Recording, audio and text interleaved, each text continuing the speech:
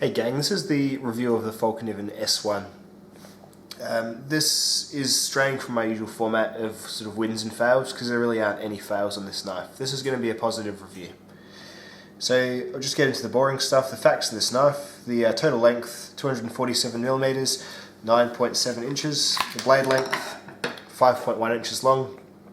The blade thickness 0.2 inches. That's 5mm there, so it's getting towards being a fairly thick knife. So approaching that 1/4 of an inch thick stock that so many other sort of survival knives seem to be striving for these days. It's a full tang knife. The knife alone weighs 6.7 ounces, 190 grams. With the sheath it gets up to about 300 grams. It's this laminated VG10 steel blade, hardened to 59 Rockwell. The handle is made of a thermo-run type plastic, which is a rubberized sort of harder plastic. The sheath has either leather or Zytel options. This is the Zytel sheath option. And it's made in Japan for Fallkniven, which is a Swedish company. First thing I'll talk about, I suppose, get it out of the way, is the price. This is a pretty expensive knife. It's one of the more expensive knives in its class of knife, probably at the higher end of both the price and also, fortunately, the quality spectrum. So you do get some quality for that price. I paid 220 Australian dollars for this knife. In America, you'll pay about 160 with the Zytel sheath, 170 for the leather sheath. In Australia, you'll pay up to about $260 for the extra leather sheath, which, in my opinion, is probably not worth it. The purpose of use behind this knife, I would call this a camp knife. So this is a knife that is very easily and contently sitting on your belt for the entire duration that you're out at either camp or out hiking. It's not quite as big and as capable as a survival knife, but it is also more capable than a companion knife. I must do a video on what these sorts of knives are, but a companion knife, in my opinion, is sort of a blade under 4 inches, usually a little bit thinner, and a survival knife is usually a blade that's over 6 inches. That's usually quite robust and strong, sort of similar to, say, a cold steel Trailmaster for a large survival knife, or even the Fallkniven A1 for a smaller but also very sort of overbuilt and sturdy survival knife. However, we all know that any knife on you can be a survival knife. So a camp knife, in my opinion, is supposed to be average to good at all sort of camp tasks, do most things quickly, except when you need to specialise in something that you might be doing for a long and repetitive time, like preparing food. You might want to bring along a flat ground thinner knife, or if you're doing sort of heavy sort of survival tasks like building shelters, you may well want to have brought a larger knife, say for clearing brush and things like that. But a camp knife should be a jack of all trades and the master of none, and this definitely fits into that description. So let's talk about the blade first. The blade steel is VG10. It's a convex grind from this line here down, and the convex seems to, unless it's got a very tiny micro bevel, seems to go all the way to the edge. It does roll smoothly. There is no sort of secondary catch, and it is a very, very sharp knife. It comes very, very sharp out the box, and it is a fairly easy knife to maintain as well. Simply by using a leather strop, you can generally sort of run this convex and continue keeping it as it came from the factory, just maintaining it nice and sharp, which is what I do. The thickness of the blade does lend itself to some larger tasks. It definitely offers a lot of robustness to the knife and a lot of strength to the knife, and it doesn't really make the knife feel too heavy like lots of others do, because the blade length isn't astronomical. It's still only about 5 inches. So overall it's a pretty balanced blade. The thickness does detract from its abilities to do things like food preparation. However, with me that's not such an issue, because I usually bring a thinner knife to assist with that task.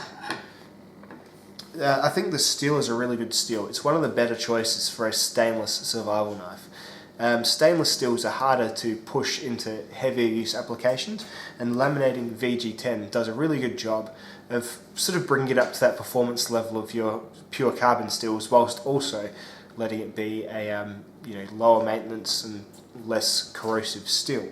So the VG10 will hold an edge for about as long as your 1095 steels and things like that. And the benefit is that it remains stainless and it remains tough due to the lamination, which is, if we look fairly close, you can see the lamination line, sort of about 1 millimeter or 2. It's probably about 3 or 4 millimeters from the blade. Really bring it up there. It's tricky to see.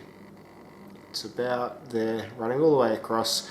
So everything above that is a 420 stainless, so that's a much more toughened stainless steel than VG10, which is also still highly stainless but a bit less tough, can be a bit more on the brittle side. So I think the combination of the steel and the thickness makes this a very tough knife. They have tapered the point a fair bit. Let's look at that point there. They've tapered this tip fairly well, making it still quite strong because you've got this thicker material running in from here, but also sort of better for stabbing in lighter sort of fine tasks, which I think is really, really good. So if you compare it to, say, the knife tip of the Fallkniven F1, which is here, you'll see that is just a flat tip, so it's probably a bit more of a thick tip. However, as this is a thicker knife, it's probably about on par in terms of toughness. Overall, I'm really happy with this blade. I think it's about as good as you can get in terms of a knife this size, and I wouldn't have changed much about it at all.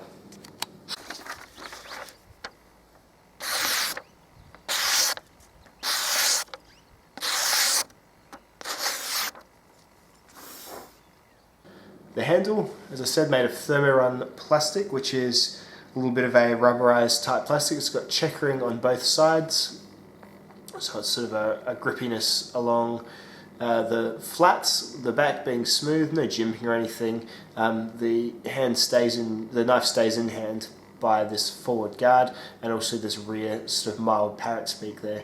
It's got a rough Coke bottle or hourglassy kind of shape towards the end there. It does bulge out and fill your hand fairly well. It's not the super heavy duty handle like you would find in a larger survival knife, but it certainly does the job, and it sort of mitigates some of the problems that some people with larger hands have with the smaller companion and camp knives. So very, very good handle, very simple looking. I really do like the aesthetic of these knives. They don't look scary at all, they just look like very utilitarian knives. Very, very happy with the handles. It has a lanyard hole here, which is good if you are going to be using the knife for light chopping. You might want to put a lanyard through and wrap it around your wrist, perhaps hold it by the parrot's beak and do some chopping swings. I don't do that myself, but I guess it's a good option because watching YouTube, certainly people do generally get lanyards going on most of their knives. The sheath of the knife, this Zytel variety, it's very basic and very minimalist. Usually that's not a particular issue. So that was the F1 sheath, this is the S1 sheath. It says S1 there, but it's very much the same. Slightly newer sheaths have a bit more of a fine nylon than this older sort of rougher stuff, and the retention point down the bottom still incorporates a drainage hole, but it's it has just a different fixing point for your lashings. So it's got a mild retention system which has come out when you pop the knife through. The forward guard on the knife pushes out this, see that bulge out there, which does retain the knife when you hold it upside down, but you certainly can shake the knife out still if you're really keen on doing so. So it's not the be all and end all of retention, but it is a knife you can just drop pretty happily in the sheath and it'll sit there. It's just if you're going to start doing perhaps some running or some jumping or some hanging and swinging, you might want to snap across the strap. I like how they give you a lot of nylon to grab onto, so you can very easily unclip the knife without having to sort of fiddle for the edge here. You can just quite easily grab that and out the knife comes. I'm happy enough with the sheath. I can understand the criticisms that people have when they get such an expensive knife and they do have a fairly cheap feeling sheath, but there is some method to the madness. It is designed so the knife won't freeze into your sheath in the sort of Nordic temperatures that the knife is made for the people in Sweden. So there you go. It's not the most advanced thing in the world, but it certainly does the job. If you do want something a bit fancier, the leather sheath is probably a lot nicer, but I just prefer this. I've never been a big fan of leather sheaths because my knives often do get wet, and wet leather is just a bit gross to deal with sometimes. So I'm happy enough for the sheath, but it is probably a slight sticking point for some people who expect perhaps like a nicer Kydex number or something like that. Do I think the value is there in the knife? Well, I can acknowledge that the knife would be expensive to make. Laminating steel, getting it made in Japan, so not in China, convexing edges to a full convex edge, those are expensive processes, as well as rather than bolting on the sheath, bolting on the handles. Slab style, they have enclosed it in this plastic, which probably is a bit more of an expensive process. As I just did in a recent video, you can get similar knives to this for a lot less money. If you're happy to sacrifice on steel quality, you can get the Gerber Strong Arm, which is pretty much the same size, weight and thickness with very similar capabilities for about a third of the price. It's a very similar type of handle, grippy sort of rubbery plastic. The differences in the tang are, definitely noticeable, but probably not particularly relevant. Unless you really do use this to pound and hammer your knife, which I just don't.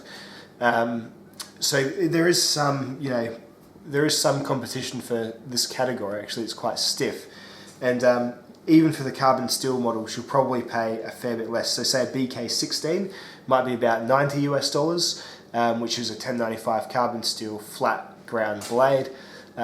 Again, good for sort of camp tasks, bushcraft, perhaps light survival tasks and that sort of thing. So it is quite pricey, and I would understand how you may not see the value there.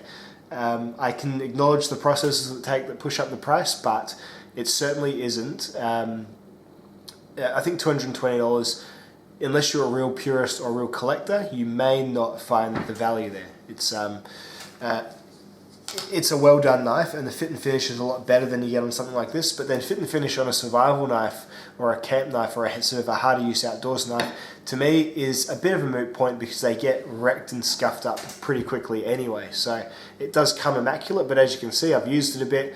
That's about as clean as I can now get the blade, without resorting to polishing cloths and things like that, which I feel is a bit redundant. And eventually this plastic is going to take a few hits and knocks. And as you see, like in my F1 here, I've done a bit of pounding on the bottom there, and it does happen. So in my opinion, I was happy to spend the money because I'm a bit of a collector and a bit of a user, and I liked the variety, but there is other stuff out there for people who do want to save a bit of cash and aren't too fussed about things like convex grinds and super high performing steels. We must remember that most outdoor tasks aren't particularly hard on a knife edge. They're not abrasive. It's more woodwork and cutting with the grain and cutting food and things like that. So an interesting point to note. Just some comparisons, I suppose. This is the knife next to a Mora Companion, which is, as the name would suggest, a companion knife, a 4-inch blade, a lot thinner, more sort of a focused task. So I'd use a knife like this for sort of fireside whittling and maybe even a bit of food prep, because it is a fairly thin blade. The scanty grind's very easy to sharpen, as is the convex in my experience, but definitely much thinner, and probably worth carrying a knife like this and a knife like this if you're going on an extended trip. Again, this knife compared to a Gerber Strong Arm, I've drawn that conclusion already. Very, very similar size, thickness, all that sort of thing. Pretty well as robust as the other. Just a few differences, which you can see in a video I've done about 2 videos ago, a real in-depth comparison between the two. This is the knife compared to a large survival knife, which is the Cold Steel Trailmaster. So that's a much bigger blade there. Get that whole thing in frame. So you see there, it's it's a fair bit smaller than Trailmaster, obviously, but most things are, I find. And let's get out the other Fallknivens I've got and have a look at just the general range of their outdoor knives. So this is the S1 in the middle. This is the F1 down the bottom there. Let's line that up with the handle there. And this is the A1. So this is kind of Fallkniven's basic trilogy of, let's pull these back, get them all in frame, basic trilogy of companion, camp and survival cutlery. So the A1 ramps up the thickness yet again. Very sort of thicker, stouter blade. There's a lot more weight in it. They've gone up to about 0.24 millimeters, so just under that 1/4 inch, whereas this is 0.2, 2 inches rather. The handle is sort of bigger and thicker and stouter as well. Just much more of a hard using, swinging, chopping type knife, and a little slower performing on the refined tasks than the S1.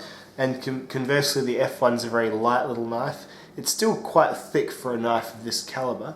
It is sort of still sold as a small survival knife, but it does do those companion tasks a little bit better than both of these as well. The full convex grind makes it better for slicing food and things like that, if you are going to use your belt knife for doing so. I always recommend when you go out camping just to bring a little flat ground folder. This is a Mantra, probably a bit expensive to bring out into the woods, but something like this, or even a Rat 1 or a Spyderco Persistence or Resilience or something similar to that, that'll do all your food prep tasks as well.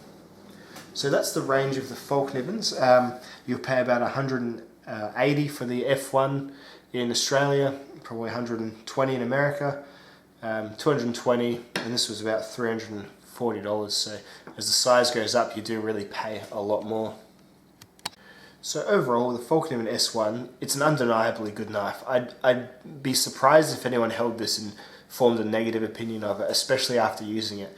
It's got a really strong, sharp edge. It's got a very, very versatile and sort of very generic blade shape, which can really do any task you need of it. There's nothing funny or tricky going on there.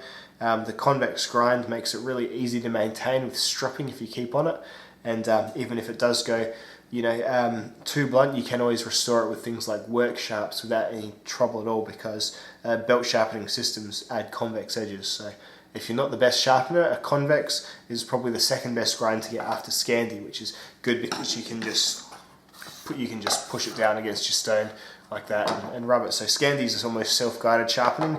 These are just more forgiving to sharpen. So really good like that. The handle is comfortable. It's a strong knife. It does all the jobs about as well as you'd want it to. If you're going away and you just wanted to take one blade, this is a good one to take. I'd generally probably take a larger knife if I was just picking one, just in case I needed to use it for axe type tasks. But I think a really good setup would be this knife, a folding flat ground knife, and then an axe would be a really good trio of blades, just to sort of make sure all your cutting needs were met on a longer expedition. So thanks very much for watching my Fallkniven S1 review. Do check in a couple of videos down. You'll see me compare it to its sort of lower cost competitor and see the benefits and the negatives about how each knife compares with each other. So that's probably one to check out if you still have some interest in this knife. So thanks very much for watching, and I'll see you next time. Bye.